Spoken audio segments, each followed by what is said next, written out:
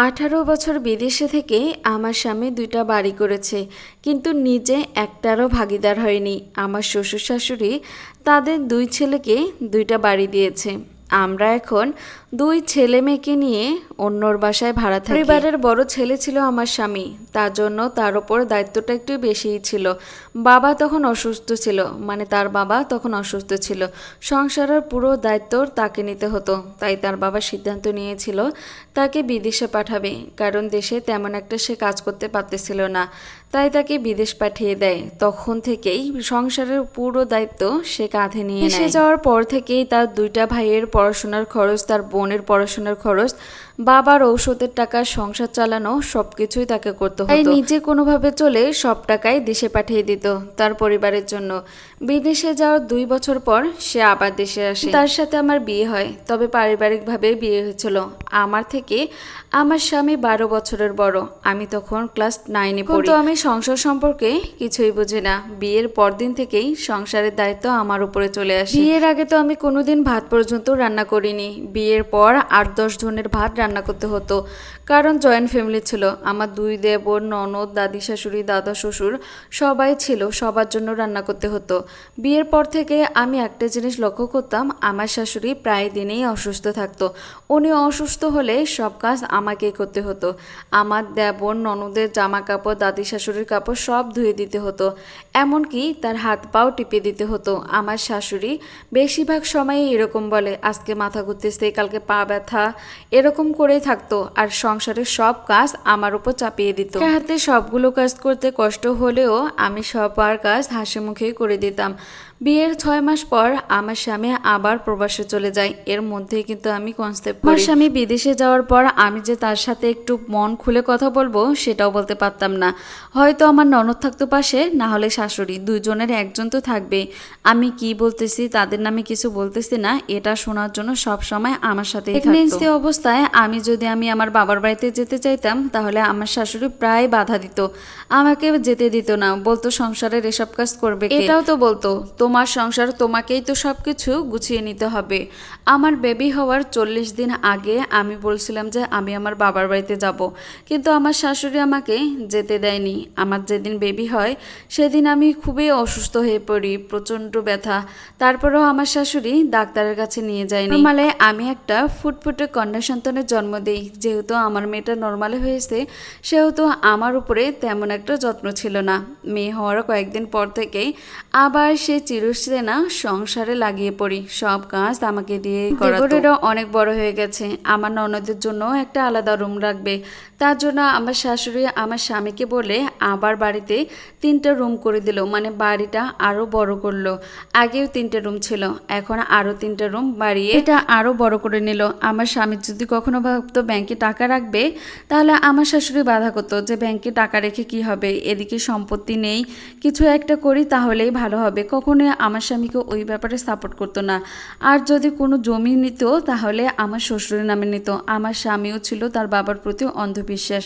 আমি যদি বলতাম তাহলে বলতো যে না, আমার বাবা কখনোই আমার সাথে বেইমানি করবে না, থাক না বাবার নামে। যখন আমি একেবারের জন্য বিদেশ থেকে বাড়িতে চলে যাব, তখন না হয় আমার বাবার কাছ থেকে আমার জমিগুলো লিখিয়ে নেব। আমিও আবার বিশ্বাস করে নিতাম, কারণ জমি কেনার সমস্ত টাকা তো আমার স্বামীরই টাকা, তাহলে অন্য কেউ কেন পাবে। এদিকে আমার দেবরেরও বিয়ে হয়ে গেল। তখন থেকে আমার দেবরের বিয়ে হয়ে গেছে, তখন থেকে আমার শাশুড়ি বলতো, বাবা আরেকটা বাড়ি দেই, যেহেতু তোরা 3 ভাই এক বাড়িতে তো কখনোই বনবে না, আলাদা বাড়ি লাগবেই, তার জন্য আরেকটা বাড়ি প্রয়োজন। তুই এখন দে, আল্লাহ তোকে আরো দিবে, তুই হিংসামো করিস না। ভাই বোনদেরকে দেখে রাখিস, মা বাবার দোয়া সব সময় তোর সাথে আছে, আল্লাহ তোকে আরো দিবে। এইসব ইমোশনাল কথা বলে আমার স্বামী যত টাকা ইনকাম করতো সব টাকা নিয়ে নিত। তারপর আমার স্বামীর টাকা দিয়ে আরেকটা বাড়ি দেয়, সেইখানে আমার দেবর আর দেবরের বউ থাকতো। তাও জন্মের পর থেকে তার বাবাকে দেখেনি। এদিকে অনেক জমি জমাও আমার স্বামী কিনেছে, কিন্তু আমার স্বামীর না, সবগুলোই ছিল আমার শ্বশুরের নামে। তারপর আমার স্বামী মনে করলো যে এবার দেশে আসবে একবারের জন্য। প্রথমে তো আমার শ্বশুর শাশুড়ি বাধা করলো, আসতে দিবে না। তার 2 বছর পর আমার স্বামী ঠিক করলো যে আর থাকবে না, এবার চলে আসবে। তারপর আমার স্বামী দেশে আসে, সবাইয়ের জন্য কিছু না কিছু সোনার জিনিস নিয়ে এসেছিল। দেশে আসার পর তার বোনের অনেক বড় অনুষ্ঠান করে বিয়ে দিয়েছিল, অনেক টাকা ডিমেন্টও দিয়েছিল। তারপর ধীরে ধীরে সে সংসারে মনোযোগী হয়। যখন দেখতেছে তার বাবা তাকে ইগনোর করতেছে, কোনো কিছুই তাকে দিতে চাচ্ছে না, তখনই বাজে তো আমার স্বামীর নিজের কোনো অ্যাকাউন্ট ছিল না, ব্যাংক ব্যালেন্স ছিল না, তাই দেশে আসার পর তারা অনেকটা কষ্ট হয়ে যাচ্ছিল, কোনো কাজেই করতে পারতেছিল না। এদিকে সংসার চলবে কিভাবে? আমার দুইটা দেবরে বড় বড় চাকরি করে, তারা বউ নিয়ে আলাদা খায়। এদিকে সংসার চালাইতে হতো আমার স্বামীকে, মানে আমার শ্বশুর শাশুড়ি, দাদি শাশুড়ি সবাইকে দেখতে হতো। মধ্যে আমি আবার কনসেপ্ট করি, কয়েক মাস পরে আমার একটা ছেলে সন্তান হয়। সব কিছু সামলানো তার পক্ষে অনেক কঠিন হয়ে পড়েছিল। আমার শ্বশুরও আবার কোনো কিছুতেই সাহায্য করতো না। তারপর আমার স্বামী একদিন বলতেছে, আব্বা আমার টাকা দিয়ে যেই জমিগুলো নিয়েছেন সেগুলো আমাকে দেন, আমি একটু চাষাবাদ করি, না হলে তো সংসার কোনোভাবেই চলতেছে না। তখনই আমার শ্বশুর রেগে গিয়ে বলল, কিসের তোর জমি? তোর টাকা আবার কিসের জমি হয়েছে? তুমি যে টাকা সংসারের জন্য দিছো সেই টাকা দিয়েই তো হয়েছে, তার মানে এই সম্পত্তির ভাগ তোমরা 3 ভাইয়ে পাবে, তুমি একা কেন পাবে? তখন আমার স্বামী একটু রেগে গিয়ে বলল, এর মানে কি আব্বা? আমি তো বিশ্বাস করে আপনাকে সবগুলো টাকাই দিয়েছিলাম, তার মানে কি আমি কি একাই পাবো না? না হলে আপনি 1 ভাগ রেখে দেন, 2 ভাগ আমারটা দিয়ে দেন। আমার শ্বশুর শাশুড়ি তখনই বলল, কেন, যা হবে সমান 3 ভাগে ভাগ হবে, কখনোই তোর নামে একা কেন দেব? আমরা কি এতই বোকা? ওই দিন আর আমার শ্বশুর কোনোভাবেই রাজি হচ্ছিল না যে আমাদেরকে জমি দিবে। তারপর আমরা আমাদের রুমে গেলাম। আমার স্বামী তো অনেক কান্না করতেছে। 18 বছর জীবনে কি করলো না, নিজের নামে এক টুকরো জমি কিনছে, কিছুই কেনে নি। দিন সকালে আমার স্বামী আমার শ্বশুরকে গিয়ে আবার বলল, আব্বা আমার কষ্টের কি কোনো দাম নাই? এই যে 18টা বছর আমি বাইরে খেটে আসলাম, মানুষের কামলাগিরি করে আসলাম, আপনি আমাকে এইভাবে ঠকাতে পারেন না। আমার শ্বশুরও তখন বলল, আমি তোকে ঠগাইনি, যা হবে সমান 3 ভাগে ভাগ হবে, কোনো আইন কানুন এটা থামাতে পারবে না। তখন আমার স্বামীর সাথে অনেক ঝগড়াঝাটি হলো। আমার শাশুড়িও অনেক কথা বলল, অনেক বাজেভাবে অপমান করলো। তারপর আমার স্বামী বলল যে ঠিক আছে, কোনো সম্পত্তি আমাদের লাগবে না, শুধু এই বাড়িটায় আমার নামে লিখে দেন। তখন আমার শাশুড়ি বলতেছে, হ্যাঁ 2 দিন পর তুই তোর বউয়ের কথায় আমাদেরকে এই বাড়ি থেকে বের করে দিবে, এটাই তো তুই চাস না? আমরা কি এতটাও পাগল হয়ে গেছি তোকে বাড়ি লিখে দিয়ে আমরা গাছতলায় গিয়ে উঠবো?